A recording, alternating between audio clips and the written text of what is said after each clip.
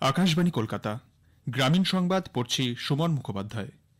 DAP D ammonium phosphate বা DAP সারের দ্রুত সরবরাহ নিশ্চিত করতে এবং কৃষকরা যাতে সহজেই এই সার পান তার জন্য কেন্দ্রীয় সরকার সমস্ত প্রয়োজনীয় পদক্ষেপ নিচ্ছে। রাসায়নিক ও সার মন্ত্রক জানিয়েছে, উদ্ভূত পরিস্থিতির মোকাবিলায় রাজ্য সরকার রেল এবং সার কোম্পানিগুলির সঙ্গে সমন্বয় সাধন করেছে। বিশ্বজুড়ে সমস্যা সত্ত্বেও 2024-25 রবি মরশুমে অক্টোবর এবং নভেম্বর মাসে 17 লক্ষ টনের বেশি ডিএপি বিভিন্ন বন্দরে নিয়ে আসা হয়। এছাড়াও প্রায় 6,50,000 টন সার দেশে উৎপাদিত হয়। এই সার রাজ্যগুলিকে পাঠানো হয়েছে।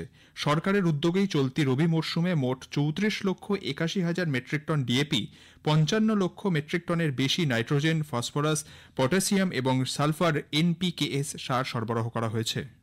উত্তর 24 পরগনার বসিরহাট মহকুমার হারোয়া গ্রাম পঞ্চায়েতের বিদ্যাধরী সেতু সংলগ্ন এলাকায় ধান বোঝাই ইঞ্জিন ভ্যান উল্টে গিয়ে 2 বছরের একটি শিশু প্রাণ হারিয়েছে। হাসিবুল মোল্লা নামে ওই শিশুটি রাস্তা পার হওয়ার সময় ইঞ্জিন ভ্যানটি নিয়ন্ত্রণ হারিয়ে তার উপর উল্টে যায়। পুলিশ ভ্যান চালককে আটক করে জিজ্ঞাসাবাদ করছে। বাংলা আবাস যোজনার প্রথম তালিকা আজই ঘোষণা হতে চলেছে। এদিকে দক্ষিণ 24 পরগনার একাধিক ব্লকে আবাস নিয়ে ক্ষোভ বিক্ষোভ অব্যাহত। গতকাল রায়দিঘিতে মথুরাপুর 2 নম্বর ব্লকের আবাস যোজনায় বঞ্চিত মহিলারা দীর্ঘক্ষণ অবস্থান বিক্ষোভ করেন। পশ্চিমবঙ্গ ক্ষেত মজুর সমিতি ও শ্রমজীবী মহিলা সমিতির ডাকে এই কর্মসূচি নেওয়া হয়। বিক্ষোভকারীদের দাবি, আবাস তালিকায় নাম থাকলেও তা কেটে দেওয়া হয়েছে। প্রতিটি কাঁচা বাড়ির বাসিন্দাদের আবাস তালিকায় নাম নথিভুক্তির দাবি জানিয়ে বিডিওর কাছে ডেপুটেশন জমা দেওয়া হয়েছে। উড়ালপুল নির্মাণের শেষ পর্যায়ের কাজের জন্য পশ্চিম মেদিনীপুরের বালিচক রেল ক্রসিং দিয়ে যান চলাচল আজ থেকে সম্পূর্ণ বন্ধ রাখা হয়েছে। এক নির্দেশিকায় বাইক সহ সব রকম যান চলাচল নিষেধ করেছে প্রশাসন। আগামী 90 দিনের জন্য এই নিষেধাজ্ঞা বজায় থাকবে।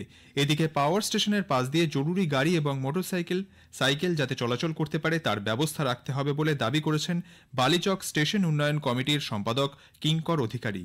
তিনি জানান, এই ব্যবস্থা না করতে পারলে বালিচকে যাতায়াতের ক্ষেত্রে বিরাট সমস্যা সৃষ্টি হবে। প্রধানমন্ত্রী নরেন্দ্র মোদীর আত্মনির্ভর ভারত নির্মাণের ডাকে সাড়া দিয়ে উত্তর দিনাজপুর জেলার কালিয়াগঞ্জ ব্লকের প্রত্যন্ত অঞ্চলের যুবক ফসিউল রহমান গ্রামে গড়ে তুলেছেন পোশাক তৈরির কারখানা। মুদ্রা যোজনা থেকে ঋণ নিয়ে গড়ে ওঠা এই কারখানায় কাজ করছেন এলাকার বহু মানুষ। উল্লেখ্য, ভিন রাজ্যে কাজের সন্ধানে পাড়ি দেওয়া অনেকেই গ্রামে ফিরে পোশাক কারখানায় নিয়োগ পেয়েছেন। বর্তমানে এই কারখানায় চলছে বিভিন্ন ধরনের শীতবস্ত্র তৈরির কাজ।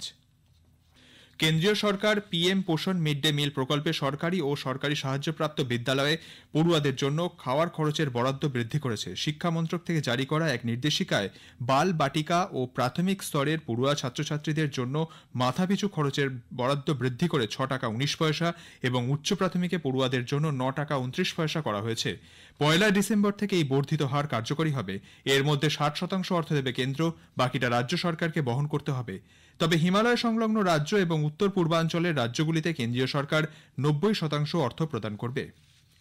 গ্রামীণ সংবাদ শেষ হলো।